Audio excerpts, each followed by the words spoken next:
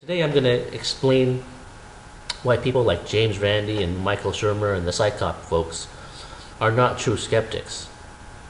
The explanation is very, very simple, and you can verify it for yourself.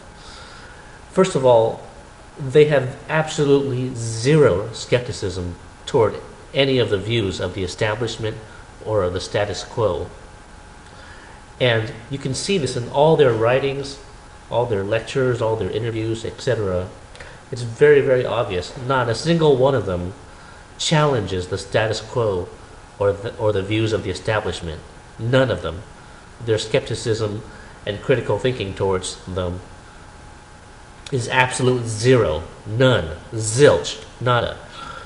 And a true skeptic doesn't do that. A true skeptic does not hold one side completely blameless and then throw all their skepticism toward the other side. I mean, that's not what a real skeptic does. A real skeptic asks legitimate questions of all sides, including their own. They even question their own beliefs. But these skeptics don't do that. That's why we call them pseudoskeptics. And so, I mean, to be 100% one-sided is not the mark of a true critical thinker, and it's not the mark of a true skeptic. Let me read a quote that someone posted on one of my YouTube videos that really, really nails it. This is a comment. And it says, "What skeptics fail to understand is that skepticism involves being skeptical of your own position. It does not mean just being skeptical of that which you do not believe in. Otherwise, we are all skeptics, and that renders the use of the term skeptic meaningless.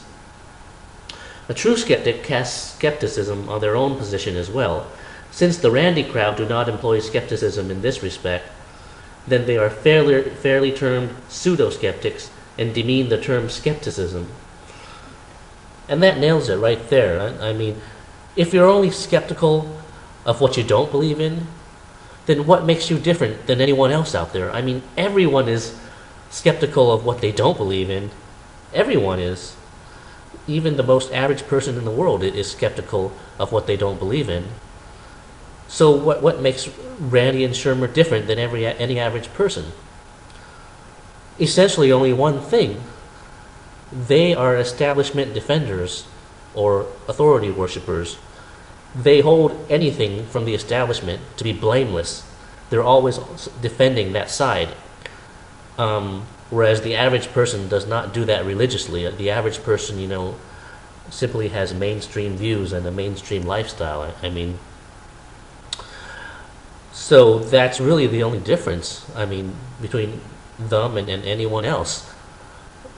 They hold authority to be blameless, essentially, and have zero criticism toward them. They always defend whatever the establishment says, even if there's no evidence for it, even if it's baseless, even if the facts contradict what the establishment says, they still defend it. This is not about truth or about facts. It's about protecting the establishment. Whatever their motivations are, that's essentially what they do. You can see it in their writings, publications, interviews. They're always taking that position. And so it doesn't matter if someone says, "Oh, I'm a true skeptic, I'm a critical thinker." Anyone can say that. But the actions are what determine a person's motivations.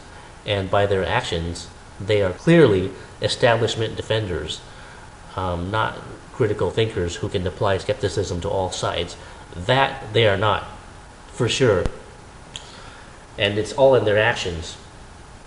Basically, everything they do is governed by two simple rules. Okay. The first rule is that any idea that challenges the status quo, establishment view, or materialistic paradigm is to be ridiculed and discredited. That's the first rule that governs them. The second rule is believe anything the establishment tells you with unquestioning faith and zero skepticism. Critical thinking is only to be used at anything that challenges the status quo, never at the status quo itself. Those are two consistent rules that they always follow. So how can you be a critical thinker if you take on unquestioning faith everything the establishment says with no skepticism, and you believe it like a religion, like it's gospel truth to you, with no doubt, with no analysis? You just take everything on faith that they say. I mean, how can you be a real skeptic if you do that? You can't. So they're not real skeptics. Pure and simple. And we know now that Vietnam was started by the Gulf of Tonkin incident, which to be a fraud, to not even have happened. Do the skeptics have any problem with that? No, they don't. They're not.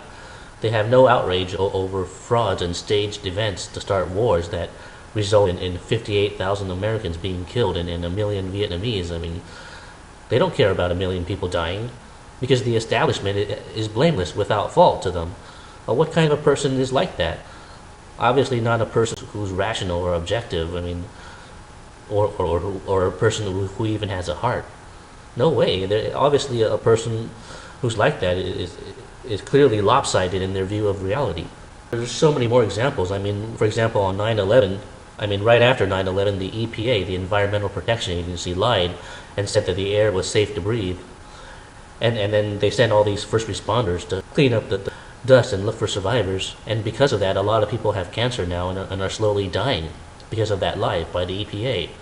Do you see James Randi condemning that? Do you see Michael Shermer condemning that? No, you don't. Because it doesn't matter if they lie. It doesn't matter if people die. The establishment is blameless to them. What kind of a skeptic is that? What kind of a human being is that? Another example, the pharmaceutical industry. A lot of people die every year from pharmaceutical drugs.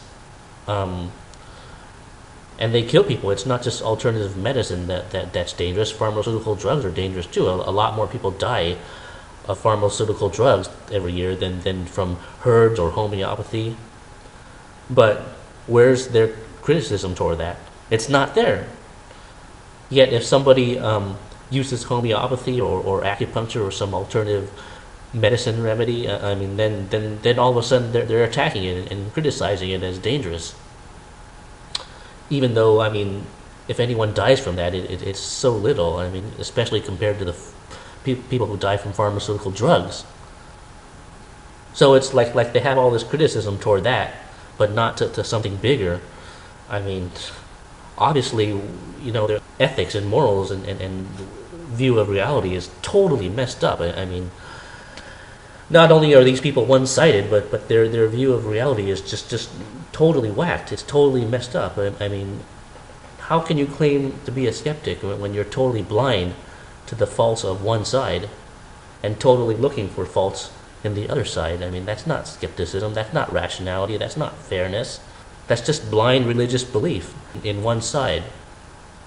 In this case, it's the establishment side, and that's just assuming that authority equals truth, which is not true. Authority is not equal truth. That the only people that believe that are people that are programmed. The gullible, non-thinking mind believes that authority equals truth. The free-thinking, independent mind does not believe that authority equals truth. So that right there tells you that these skeptics are not free thinkers. They are not independent thinkers. They are not rational people because they believe that authority equals truth. And so obviously they're not free thinkers at all.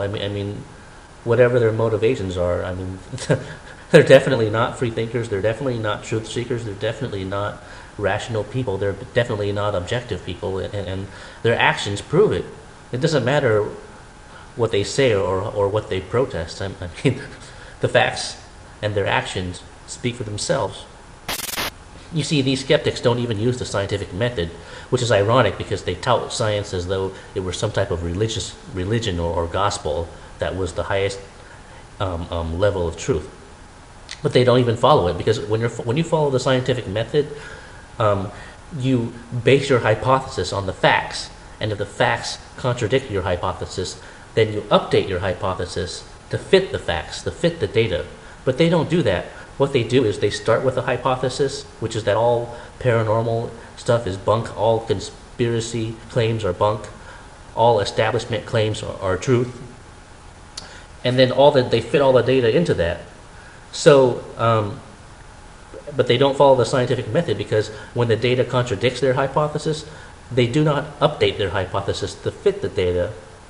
Instead, they deny the data or lie about it or just filter it out to fit their hypothesis.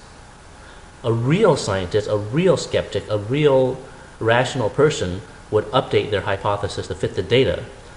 But they don't do that. They do the opposite. They change the data to fit their hypothesis, or they filter it out, or they deny it. And that is why they're not even scientific or rational. And that's very obvious. If you look at all their writings, if you look at all their debates, they don't accept any evidence that contradicts their beliefs, that all paranormal and all is bunk, all conspiracy is bunk, everything the establishment says is true and to be defended without question. So obviously they're not scientific in that sense. So that's very ironic. I mean, these guys are just so easy to expose and debunk. And it's surprising that they don't see their own folly. But oh well, I guess we're nobody's perfect, huh? Now, as we all know, actions speak louder than words. For example, if I told you I would never steal from you, and then the next day I broke into your house and tried to steal something, what would you believe? My words or my actions? Or say I told you I'm not tired and I'm not sleepy, but then the next second I fall asleep and doze off. What are you going to believe? My words or my actions? Or say I told you that I don't like chocolate ice cream, but every time you see me go into Baskin-Robbins, you see me buying chocolate ice cream. Then what are you going to believe? My words or my actions? Likewise, with pseudoskeptics, it doesn't matter if they say that they're logical or rational or critical thinkers or true skeptics. I mean, it's their actions that count. If they act like a pseudoskeptic, if they do what a pseudoskeptic does, if they think like a pseudoskeptic, then they are a pseudoskeptic. Plain and simple.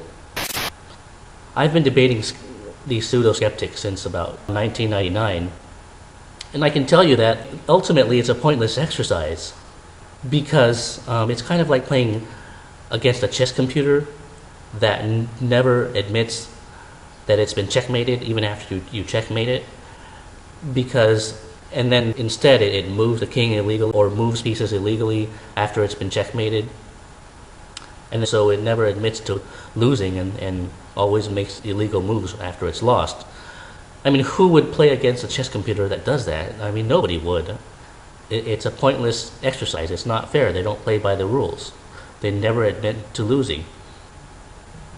And that's why it's ultimately a futile exercise, because they always start with the same core beliefs and end with the same core beliefs.